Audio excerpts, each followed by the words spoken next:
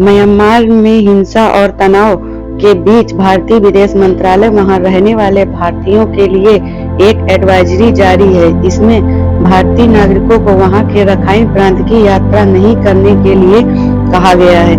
मंत्रालय की ओर से यह भी कहा गया है कि रखाइन प्रांत में रह रहे भारतीय फौरन किसी सुरक्षित जगह चले जाएं। विदेश मंत्रालय ने अपनी एडवाइजरी में कहा, बिगड़ती सुरक्षा स्थिति, लैंडलाइन समेत कम्युनिकेशन के अन्य साधनों की स्थिति बिगड़ रही है। जरूरी सामान की कमी भी हो रही है। इसे देखते हुए सभी भारतीय नागरिकों को सलाह दी जाती है कि वे म्यांमार के रखाइन प्रांत की यात्रा न करें। जो भारतीय नागरिक पहले से ही रखाइन में हैं, उन्हें तुरंत यहां से बाहर निकलने की सलाह दी जाती है। रखाइन प्रांत और कई अन्य क्षेत्रों में अक्टूबर 2023 से जातीय समूहों और म्यांमार की सेना के बीच गंभीर लड़ाई देखी गई है। दरअसल फरवरी 2021 में म्यांमार में सेना के लोकतांत्रिक सरकार को हटाकर सत्ता पर कब्जा कर लिया गया।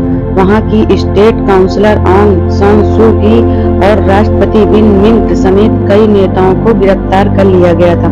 इसके बाद military leader general Min Aung हॉलिंग ने खुद को देश का प्रधानमंत्री घोषित कर दिया था।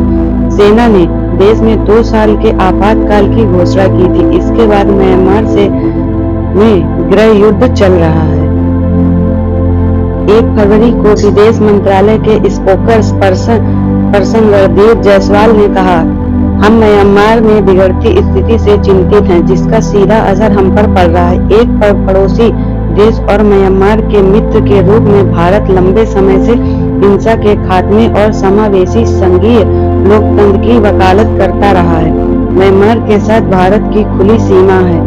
ये 4 राज्यों से लगती है। दोनों देशों के बीच 1600 किलोमीटर का बॉर्डर है। भारत म्यांमार के बीच फ्री मूवमेंट का एग्रीमेंट 1970 में हुआ था।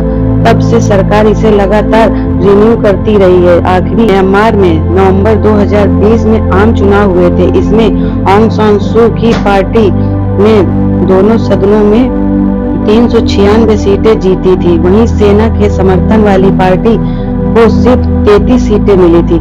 नतीजे आने के बाद सेना ने चुनाव में धांधली का आरोप लगाया था। 2021 में सत्ता कब्जाने के बाद सेना ने 2022 में मौत की सजा को 40 साल बाद बहाल कर दिया। इसके 1 साल के अंदर सेना का विरोध करने वाले 100 लोगों को मौत की सजा दी गई।